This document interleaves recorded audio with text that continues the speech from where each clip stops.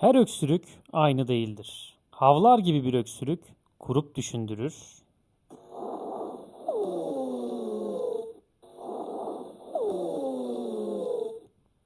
Islık gibi hırıltılı bir ses bronşiyolit veya astımı düşündürür.